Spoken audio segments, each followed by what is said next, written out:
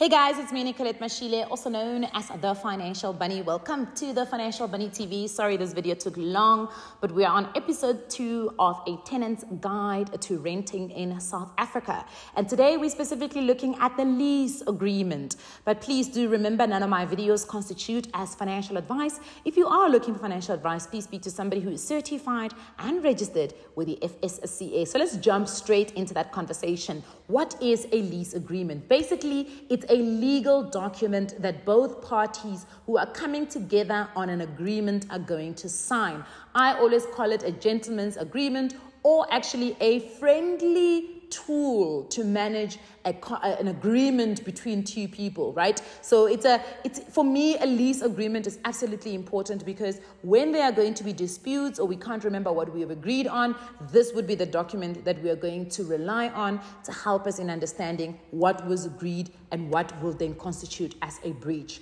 So what are some of the things that you should be looking out in a lease before you even sign? The first one is, what are we actually agreeing on? Are we agreeing on a lease term of 1 month, a lease term of 12 months, a lease term of 13 months? What is the property, or where is the property, or what is the description of the property that we are agreeing that I as a tenant am going to be leasing out from you? It's very, very important to have a property description. The next one that you're going to be looking at is, of course, what is that lease term? That lease term is very important because ultimately it will govern how long you are bound by the actual lease agreement and what should happen thereafter the actual lease period passes. So let's say, for instance, you've got a lease agreement of 12 months.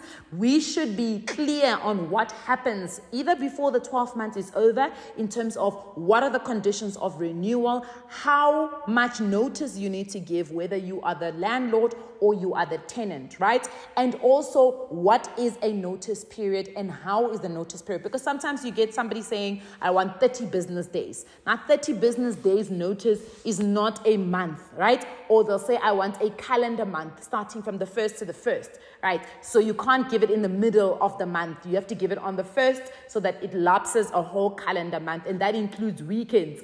But if you say 30 business days, it means that you're excluding those days which are not considered business days in South Africa. So if there are holidays in between, it means that those don't count, right? So it's important to understand the legal mumbo jumbo that is being used in lease agreement so that you don't find yourself wanting. The next one that I would certainly say look out for is where they are speaking about how much you need to pay for you to be able to rent out this specific property. So you may find that it says that you are going to pay 9,000 Rand. It will be very, very crucial for you to ask for a breakdown of that 9,000 Rand. Is this 9,000 Rand just the lease amount or the rental amount that you're going to pay every single month, and it excludes electricity, water, garbage, collection, access into the property, laundry, all of those things? Get a proper breakdown, because sometimes it says 9,000 and then it doesn't give you what the exclusions are, or sometimes it just says 9,000 and doesn't give you what the inclusions are. So for some people, they may only budget 9,000 Rand, but you end up paying a whole lot more because you didn't ask for a proper breakdown. Similarly, with that 9,000 Rand, do ask how much the security deposit is. And we'll talk a little bit about what the security deposit is. And then you often find that with certain lease agreement, depending on who initiated the relationship between tenant and landlord, if it is agency that's also involved, you may be paying for lease application fees, lease drawing of lease fees. It's a whole lot of fees. So it's important to understand what is the initial amount that you're going to pay to initiate the relationship between you and the landlord, because that generally is the amount that comes with the security deposit and all other fees that are involved that include fees for the actual agency, right? But then carrying on after that, there's obviously a certain amount of money that you're going to be paying month to month to make sure that you are able to maintain the lease in place, right? There's also understanding what happens if you breach the lease agreed upon date, payment or prepayment or payment date. So let's say, for instance, you're supposed to pay your rent on the 1st of every single month and you miss it on the 1st of the month and you want to pay it on the 3rd. Are there any penalties that you're going to be incurring, and what are those penalties, or how are those penalties calculated? You may find some people will say they'll charge you 10% of the total monthly rent. They will add it on there, or there's a penalization of 100 Rand for every day that you miss. So also that is important for you to get clarity on it. It should not hit you by surprise where now you are 3 days late and your landlord sends you an additional amount of 300 Rand penalty that you need to pay simply because you missed the payment date that you agreed upon. And this also gives you an opportunity that if you can see that maybe you're going to miss the first, to just hit up your landlord and say, listen, I'm going to miss the first. Are you okay with me paying on the second without any penalties incurring? And generally, I think when you're dealing with human beings, landlords are human beings, what was going to happen is if you maintain an honest and open and transparent relationship with them, they are less punitive than when you don't. People don't want to sit and wait on the first for their rent to come in, and then the rent doesn't come in, but you as the tenant also don't say a thing to them. Now they're sitting there, they're aging, maybe they wanted to use that money for something and you haven't paid. And people always make these funny jokes about, oh my goodness, landlords are holding on to them. Yes, it's their property. And if you are renting from them, you owe them the rental amount of money, because it's not like they are giving you that space for free and you are doing them a favor by paying your rent. That's not what it is. Landlords have the right to demand their rent every single month, just as much as you demand to have a roof over your head when you have paid your rent. So the relationship must be fair on both sides. We can't have this thing where we expect landlords to be philanthropic people when they are not. You know what I mean? It's different if somebody has offered their place to you and you are staying there for free out of the goodness of the landlord's heart. But if you've signed a lease and you've agreed to pay a specific rent every single month on a specific day, please make sure you pay it, because they also plan around that money, because it's not your money. It's their money that they are expecting from you because they've invested in a property that's part of their financial planning. So let's not confuse that relationship. I think that's always a very tricky part to go around, right? And then there's another thing that I saw. People are speaking about the security deposit. So maybe let's get into that being the next thing that we talk about. The security deposit basically is there to make sure that at the end of the lease agreement, if there are things that have been damaged, that have been poorly managed throughout your lease period, and the landlord feels the need to replace those things, they are able to use the security deposit. Because somebody was saying landlords act like the security deposit is like a bonus rent. It's not a bonus rent.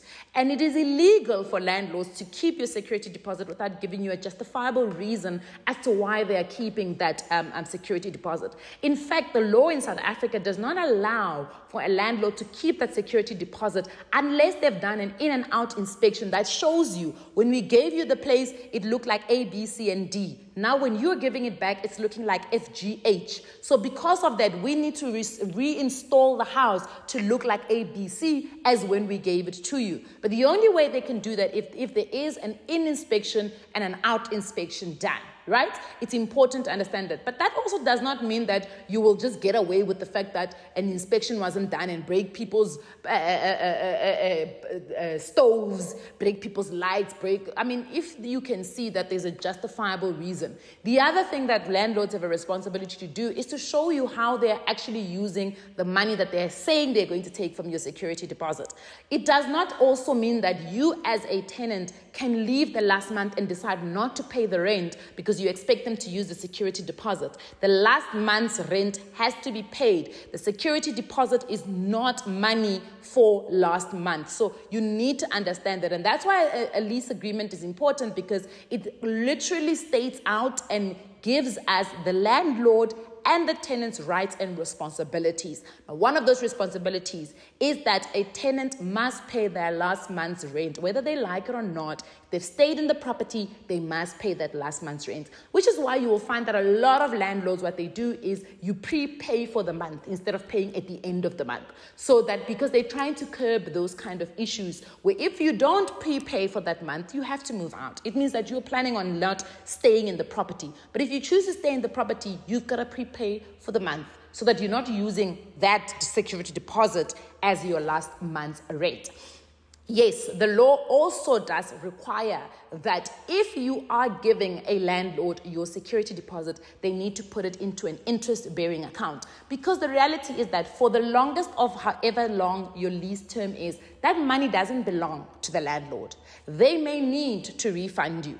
Now, ordinarily, what we assume is that you would have put that money into a savings account, right? So it would have worked for you if you had it into your own bank account. I know this is not always the reality, but that's what the assumption is. Now, based on that, it means that the landlord must put that money into an interest-bearing account. There are various instances where that falls away depending on the structure in which the landlord or you are renting the property, whether it's from agency or directly from an individual or a company that operates in the property space. There are different interpretations of how that is then treated. But it is important to understand that there is a certain instance where the landlord must keep your deposit in an interest-bearing account, and you have the right to ask them, can I see the earnings on that interest-bearing account? The next thing that I want to speak about is utilities and additional costs. I think the reasonable man test must be done here in terms of who maintains the property. Now, for me, it's very weird when you're a tenant and the lights go off or the light bulb dies. Let's say, for instance, maybe it dies after 6 months. If it dies in the first month, get the landlord to replace it. But if it dies after 6 months, it is from use. It means that you used the light. Therefore, you living in the property must replace the light. If you, for instance, break the toilet, yes, the landlord must replace the toilet seat, but it must not be from negligence. It must have been from wear and tear for the light, for the toilet seat, for instance, to break. But if the toilet seat breaks in literally a month, now, for me as a landlord, I'm sitting there and I'm like, but what instance causes a toilet seat to break? So it's the different variations. In a light, it's a light. If it breaks within the first, if it switches off within the first month, and it's because the light bulb has run out, that's a different conversation. It means that the landlord must have given you a property where they didn't change the light bulbs, right? But if it's a toilet seat that breaks and you've broken it out of negligence, that's a different conversation. But of course, if a basin is leaking, that's something that is out of your control as a tenant. So we have to use the reasonable man test to figure out whether it broke from negligence or it broke because of wear and tear or because it was not being maintained. And I think that's very important. So I'll give you an example. A couple of years ago, I rented a commercial property and they had air condition. Now, it was in the lease that we needed to manage that maintain the air condition in terms of maintenance and all of that. So then it broke and they expected us to fix it. And we said no, because we can't see where they did their own regular maintenance before we actually moved in. So based on that, we did not feel that we were responsible to fix the aircon, because that means that there was never regular maintenance. So whatever problem was in the aircon was building up and building up and building up, and we were just the unlucky tenants that happened to have the lease at the time where this thing broke. So that's unfair, right? So it's similar again also to when you are in a residential area or residential tenancy. It's also important to use the reasonable man. If it's an aircon or a fan or whatever, you've got to ask yourself, was it being maintained before I happened to jump in and actually take up a lease in this place? If it wasn't maintained, what right does the landlord have to say to you if it breaks when it's under your tenancy? You've got to fix it. So those types of things of utilities, and I say utilities, and I'm talking a little bit more of the things that need to be maintained. So more on utilities is who's responsible for paying for the water, who's responsible for paying for electricity.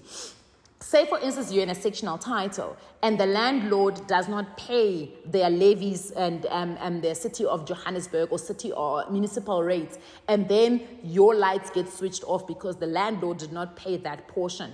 That is the responsibility of the landlord. It's not your responsibilities. In fact, things like water and electricity are the responsibilities of the person who owns the property. They need to make sure that you, in your rent, are paying that portion, and then they need to take that amount of money and pay to the municipality. It's very, very important because often that's where it gets lost in terms of who's responsible for it if the municipality decides now to shut down your water or to shut down your electricity. And you sitting there as the tenant and thinking, but I've been paying, where's this money going? Or the landlord can say, yeah, because you're only paying the 9,000, which is your rent, and you're not paying for the utilities. So because it's you using those utilities, that relationship is quite a shared relationship. But it's also always important to ask yourself, are you paying your portion? And then ask the question, is the landlord paying the utilities to the municipality after you've made the contribution to those?